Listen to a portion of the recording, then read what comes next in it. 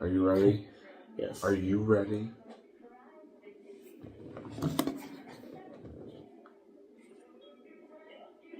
We're going to turn on the episode.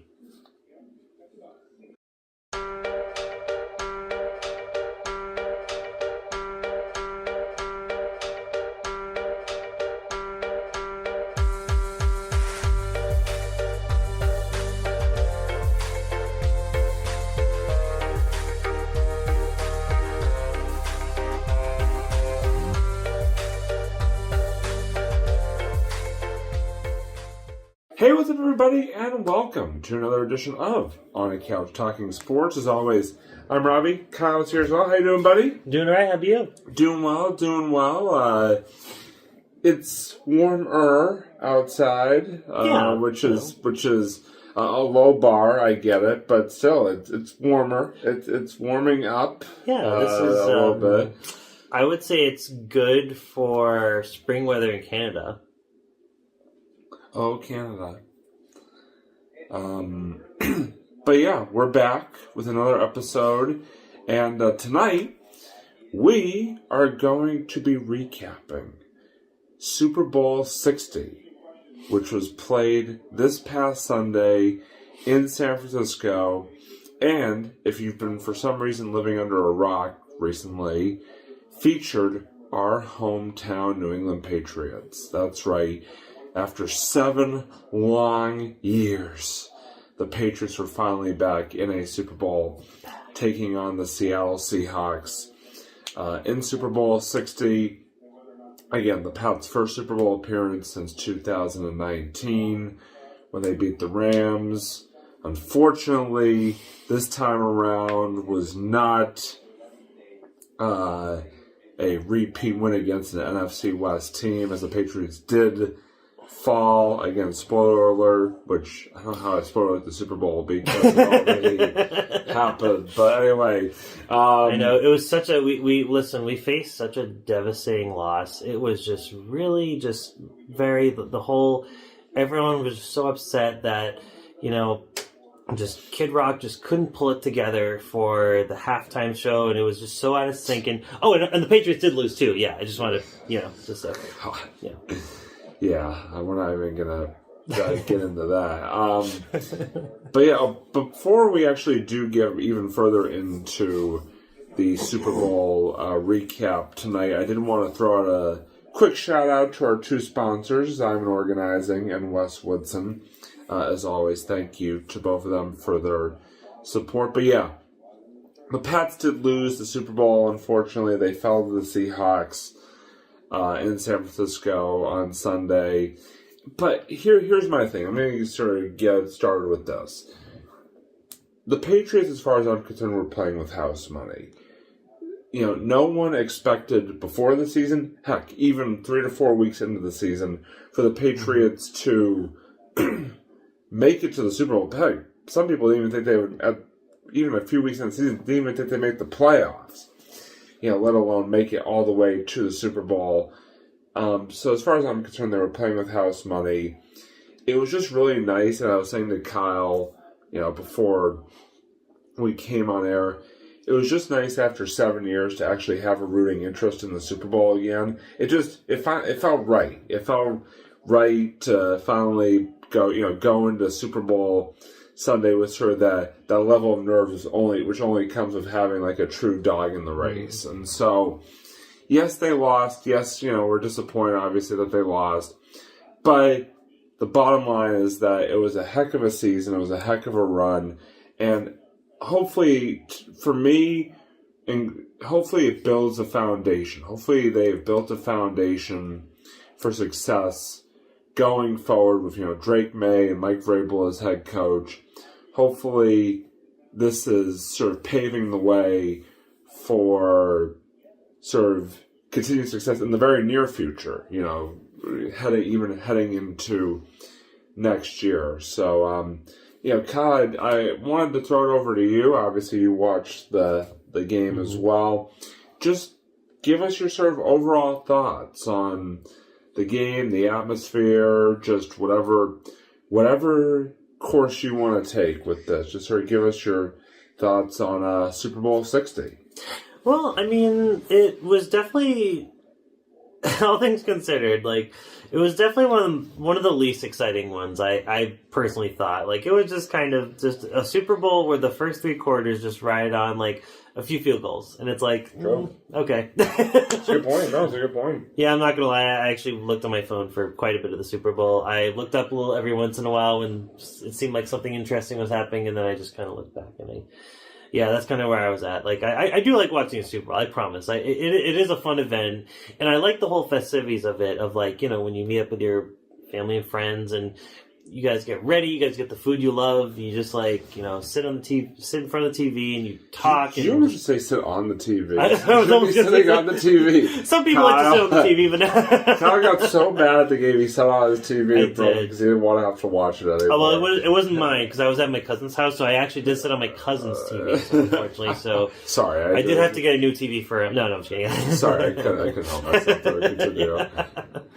No, but like, you know, the vibe was good. The vibe was still, it was just nice. It was still just nice being around, you know, family and friends watching it. And, but yeah, no, when you really boil down to it, like, the game itself was definitely one of the most slow games. And I was a little upset though at the end. So I will say this is kind of funny. You guys are going to crack up. I actually ended up missing the 4th quarter because, it's a bit of a hike from where my cousin lives to versus where I live. So it's about like an hour drive or so. So I'm like, all right, 3 quarters, nothing really happened. I'm just going to go home. It was already getting kind of late and I had, you know, work early-ish the next day. So I drove and then, you know, I looked at the score. I think it was like 12-0 Seahawks. And then I pull up my phone and as soon as I get home, the Super Bowl was pretty much over. So I'm like, okay, I'll pull up my phone. I'll see what the current score is. See what the final score is, I meant. And I looked at it and I was like, oh my god, I missed all the fun stuff. All the fun stuff happened at the end. I was like, no. You know, they knew you left the games. They intentionally made all the fun stuff for when you clearly in the game already. I'm like, I missed all the good stuff, all the juicy moments. And yes, I know the Pats still lost, but still, it's like, something interesting in the game. That's why you don't leave early. Man, that's like when the Patriots came back from 28-3 down all those years ago in the Super Bowl against the Falcons. All these Pats fans left the game early, and then look at what happened. You know, they missed all the excitement. So you know, that's why you can't do that. But anyway, no, I'm just kidding.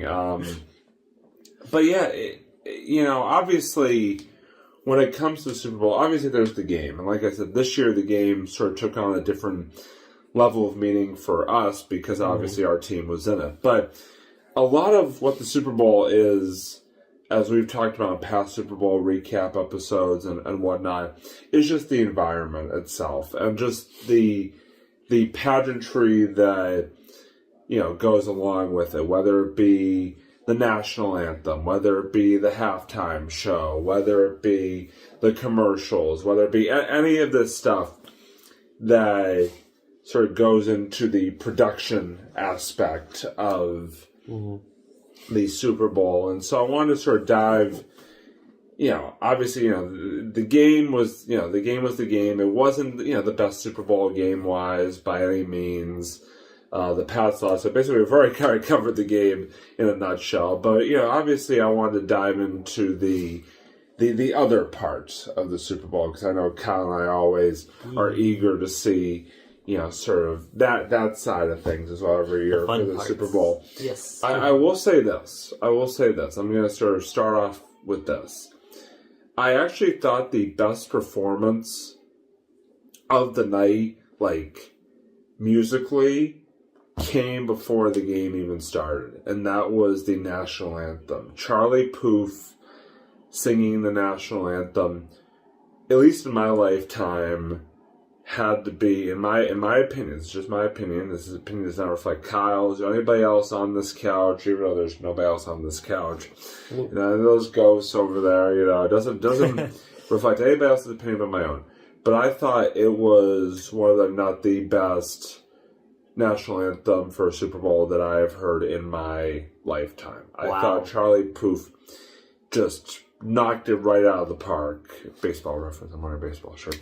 I just thought it was perfect. That's the best way I can think to describe it. I just thought he really like did it the right way and really like, you know, he didn't overdo it. He didn't underdo it. You know, he really respected the anthem and just, you know, like I said, it was one of the best ones I have seen for the Super Bowl in particular. So I just got to give a lot of props to Charlie Puth for that national anthem performance. The other musical sort of acts and stuff like that were okay. Again, I didn't really see. I'll be honest, I missed the Green Day performance just because I was having dinner, sort of, you know, pregame dinner while that was going on.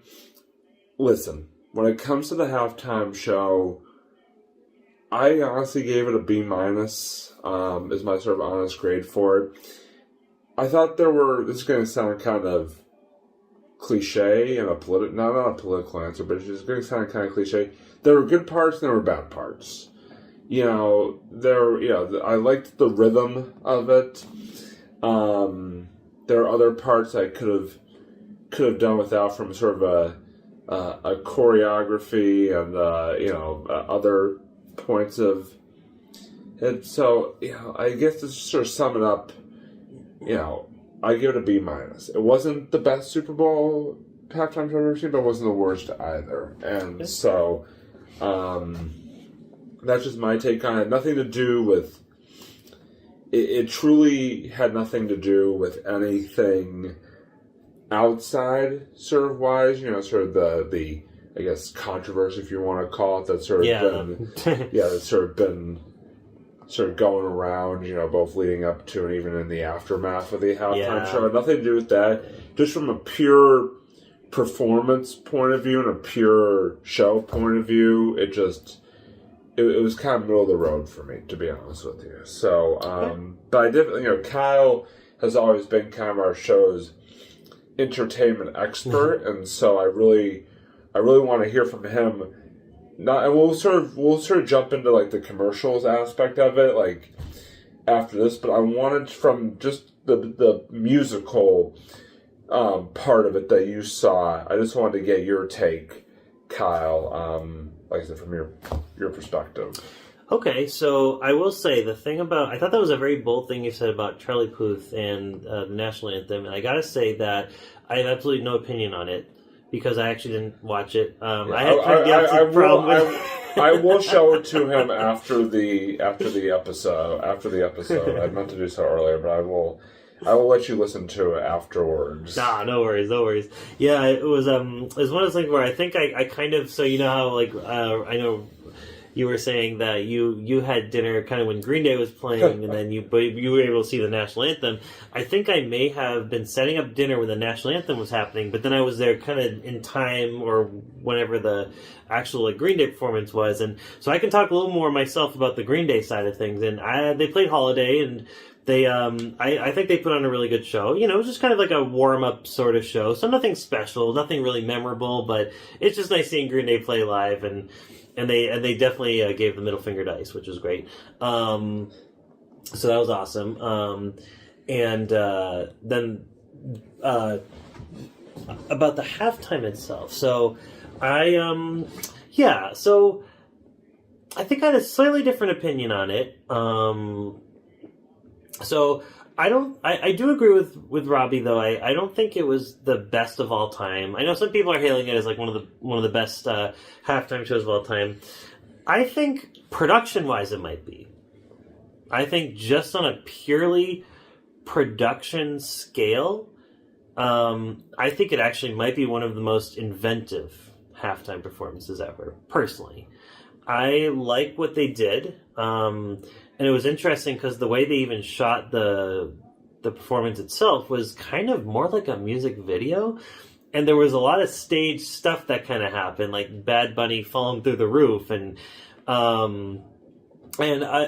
liked also the or sorry, I'll get into that in a second. I'm sorry, my mind is going crazy about this. There's a lot. I feel like there's a lot to talk about the halftime show in general, because there were a lot of moving parts to it. And when I mean moving parts, I mean there were actually moving parts, because there were people literally dressed up as trees, which kind of blew my mind. I didn't know about that. I thought that was really cool.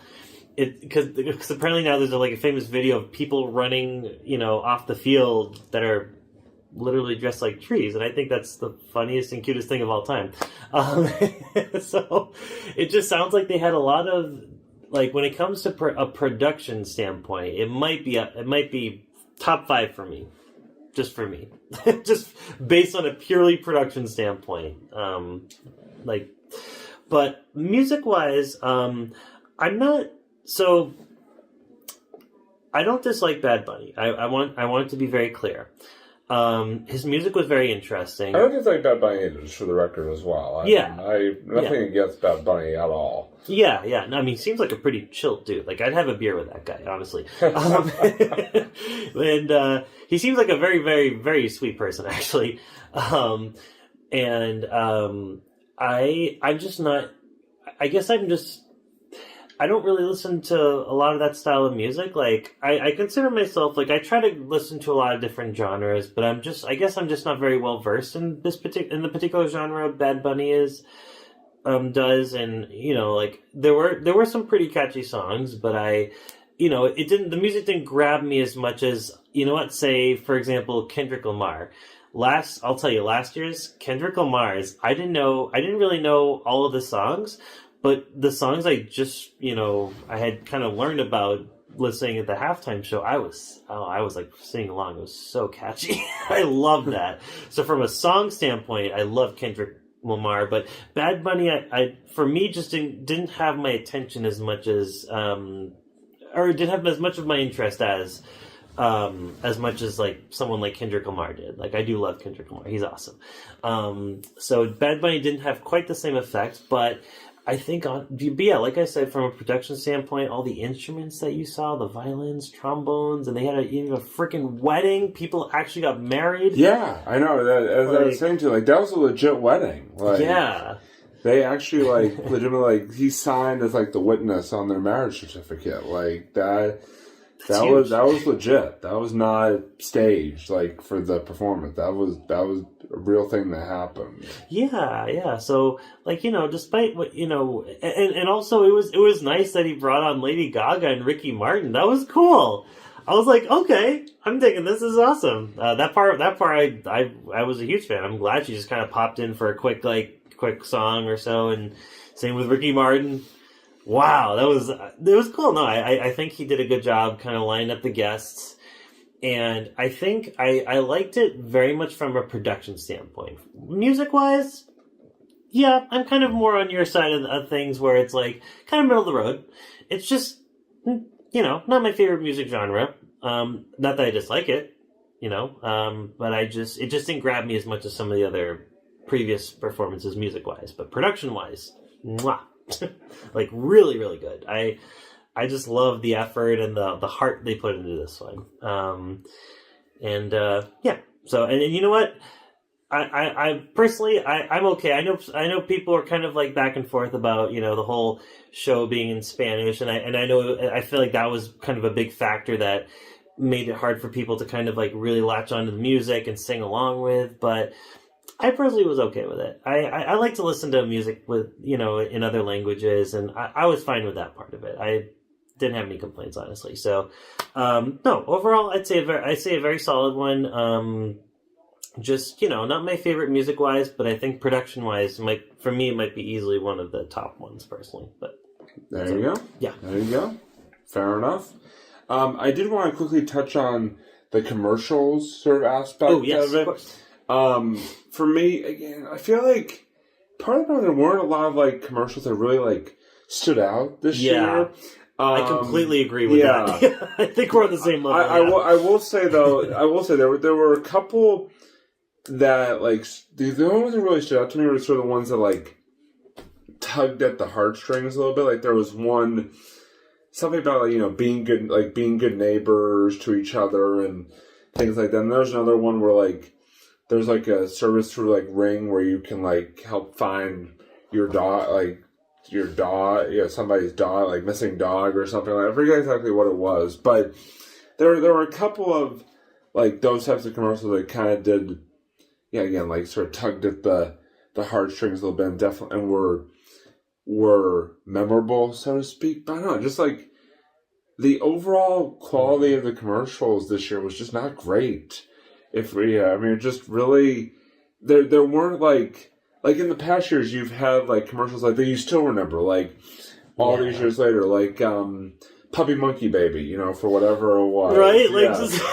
They just kind of went for it. I know, we don't know what this is, but like let's Puppy Monkey Baby is something like that I don't think will ever be forgotten in the lexicon of Super Bowl commercials. So true. But like, again, this year just wasn't like that. I mean, like I said, it's hard for me even to like really remember like what the commercials were, other than like the couple I just mentioned, and then just like the one with Bradley Cooper and Matthew McConaughey for Grubhub or Uber Eats or whatever it was. But part of that is the fact that they've done some of those commercials before, like throughout this football season before. So it wasn't even like a new... It's like a little campaign. It wasn't like a brand new commercial. It wasn't like a new commercial or anything. Yeah. Like that's... Yeah, I guess I just wasn't digging the commercials this year, overall. I didn't know what... I know you kind of had seemed on the same wavelength there, but I just want to get your take on it as well. Outside of a handful of actually pretty funny ones, like you're right, nothing really memorable. I thought it was way too focused on AI. I didn't really like those ones personally. I thought they were just kind of like just ridiculous, and for some reason this Super Bowl really seemed to be like the Backstreet Boys. Like I'm surprised they didn't think about hiring the Backstreet Boys for the show, because they just seemed to really like them. They kept playing like that same series of commercials with like the Backstreet Boys songs, and so like, one song just had just the lyrics to like one of the Backstreet Boys songs, like just displaying on the screen. What is this? So random. Speaking of AI, can I just read to you this headline that I just read on Twitter? I know it doesn't have anything to do with the Super Bowl, per se, but I want to get your live reaction to this. This headline. Okay, all right, we're gonna get live. All right, we're gonna get live. All right. Headline: NYC bar opens for people with AI partners. Dining tables optimized to dine with your AI companion. Well, it's been nice knowing you, humanity. Bye. I quit. I was walking out. Kyle, you can't see it, folks, but he's really walked out the kitchen, the dad out the front door because of that. I guess I'm just gonna finish up this episode myself here. Now he's coming back. I don't. What are you doing? Hold on a second, folks. You're gonna see what I mean here in just a second. Hey, Robbie. I'm Kyle from the future. I lost my arm. All this AI dating took it away because it's so ridiculous. Yeah, I mean that was just. Yeah, I just don't understand.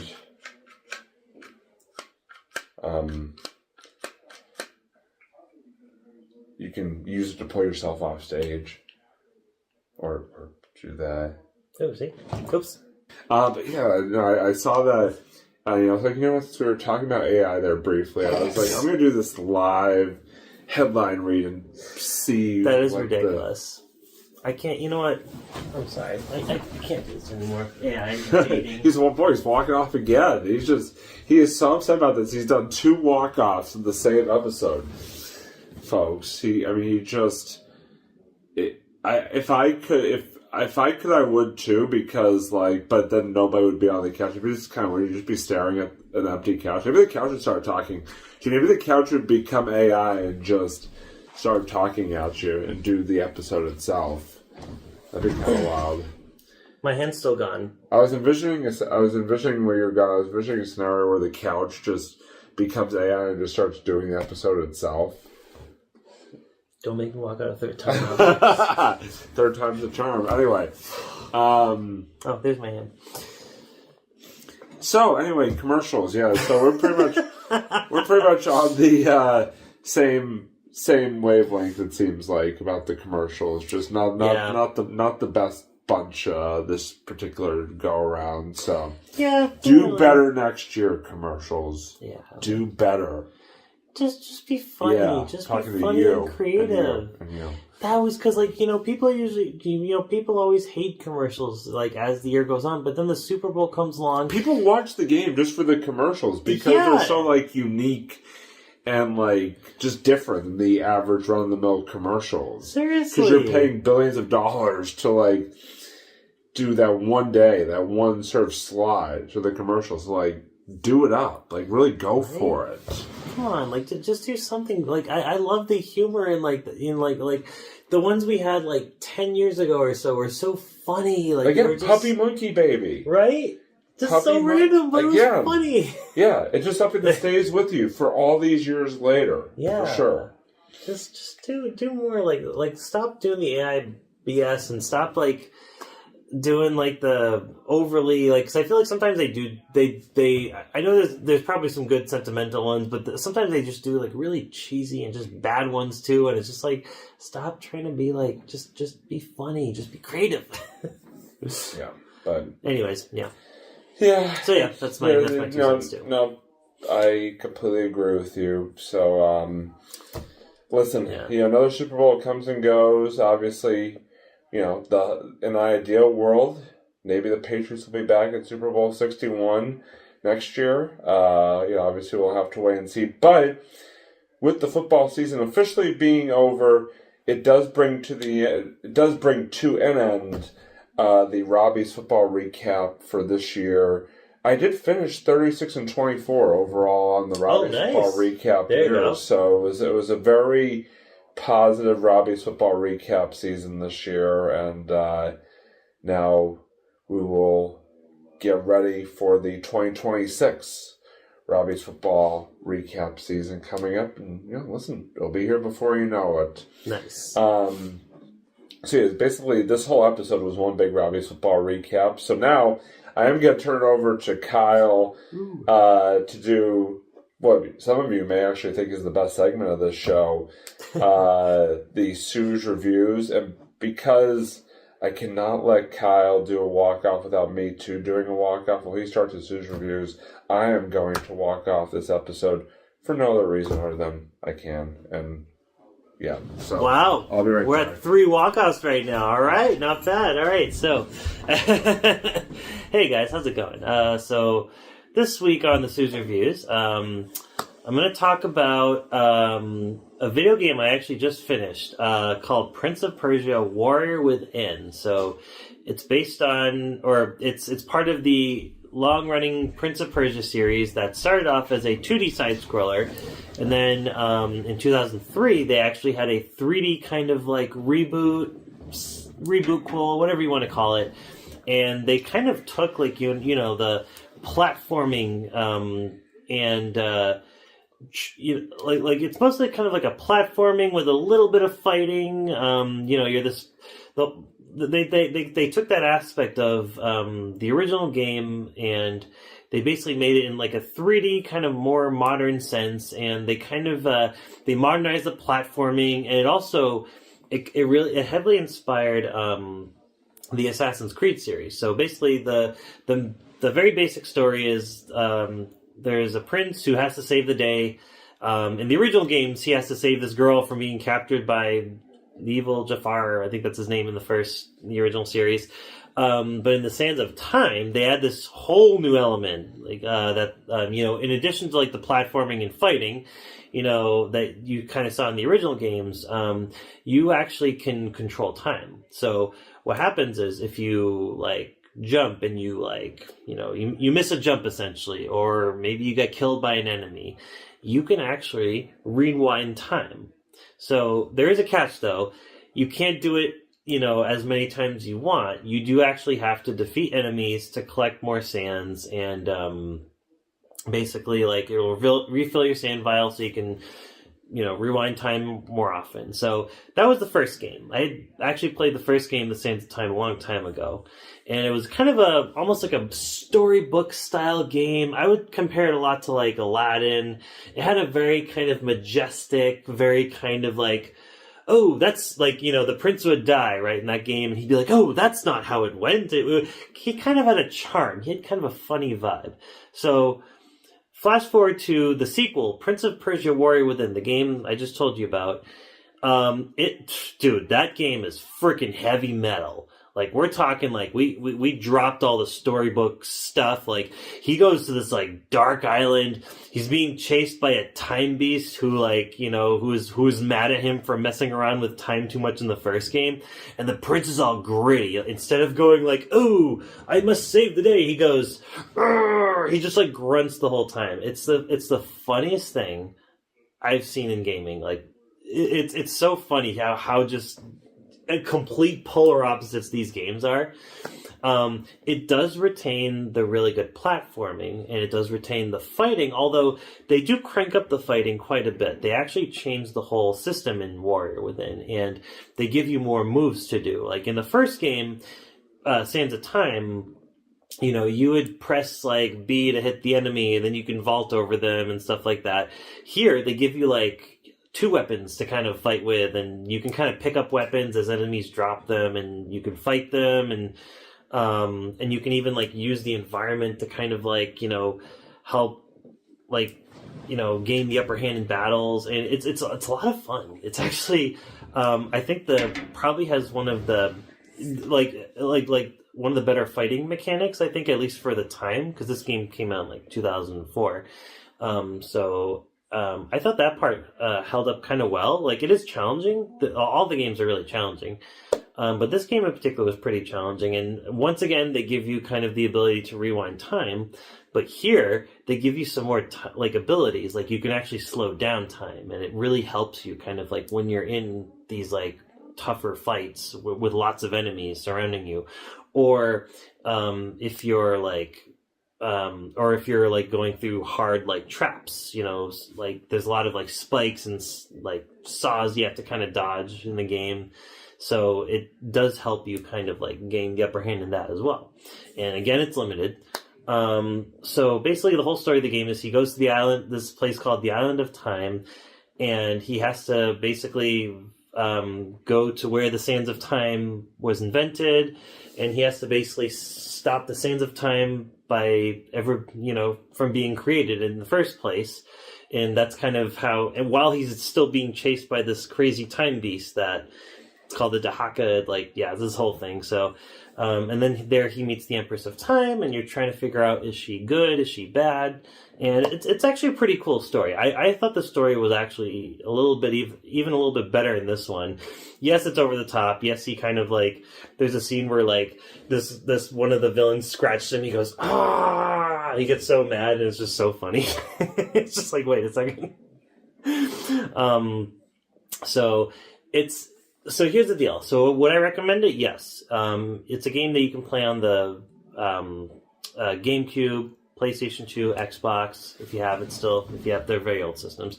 Or you can play on PS3, and they made like an HD trilogy, kind of like an adapted version, like a remake, or what do you call it, remaster, whatever you want to call it. But here's the thing, and this is where I'll get to the one really kind of big negative of the game. So, so the game this time is open-ended, so you get to explore the island, whereas the other games in the series, you kind of just go in one path. They're very linear games. Here, you can explore the island, which is a cool thing, but the game itself is very glitchy. And at one point in the game, I was trying to complete I was trying to gain all these like life upgrades. You actually get these secret you get to find these secrets that actually kind of extend his like health bar and stuff like that, which is really cool. But there was a part of the game where I actually got locked in a room, and it was really frustrating. And it was to the point where if I wanted to, complete that challenge, I would have actually had to start. I'd have to start the game all over again, and that's really unfortunate. It really sucks that happened. But otherwise, it's a good game. I'd recommend it. The best part of the game, though, I will say the best part, far and away, is the music. Like, I've actually even used some of that music on previous episodes. If you guys look at some of our mini golf episodes, I've actually used the music from that game just because of how awesome it is. It's more kind of like, whereas the first game had more of like a Persian kind of like soundtracks, more mystical. This one goes hard. It's like hard rock. But it's like really cool. It's like very catchy kind of like instrumentals, and I would say it just makes the game that much better, especially when you're like traversing the island or you're fighting bad guys. It's really cool. It's probably one of my favorite video game soundtracks of all time. So would I recommend it? Yes, but just be careful of the glitches. So there we go. Cool. Well, thank you, Kyle, for that riveting review, as always. As you saw, I went and came back, got some water, and nice. I was back in time to listen to most of that. In time. See what he's doing? Back in time. There you go. That pun was completely unintentional, but it was. But it was intentional. It's okay. Robbie just doesn't realize it. Oh, there we go. We have our fourth walkout. Beautiful. See, now Robbie and I are tied with the walkouts. Cool. Oh, look, a glass of water. Let's just have it. No, you don't deserve water. Anyway, yeah, that is going to wind down our episode for tonight. Hopefully you guys enjoyed. If you have your own sort of take on any part of the Super Bowl, the game, the halftime show, the commercials, the national anthem, whatever, feel free to drop us a comment. We'd love to hear from you guys. And remember, we are here on YouTube. We're on Facebook. We're on Twitter. We're on Instagram. We're everywhere. We're not AI. We're actually real Robbie and Kyle on a real couch. See? So bring it all back. Don't walk out, Kyle. Just stay here. See? It's okay. Okay. Nope, we're not walking out. We're going to do this together. Anti-walking out. Together. There we go. But yeah, listen. Big shout out once again to Zyman Organizing and Wes Woodson for their continued support of the show.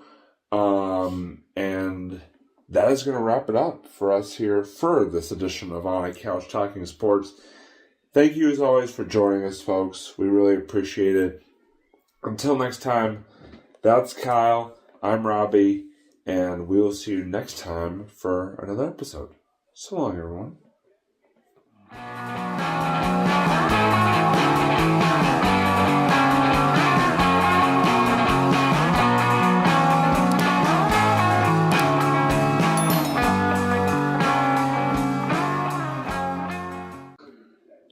It's working. Try to turn off the episode. Turn it off. Okay. It's okay. First, I'm going to take that away. Okay, here we go. All right, sorry. Sorry. Boom. Don't blow it up. Even though you just already did.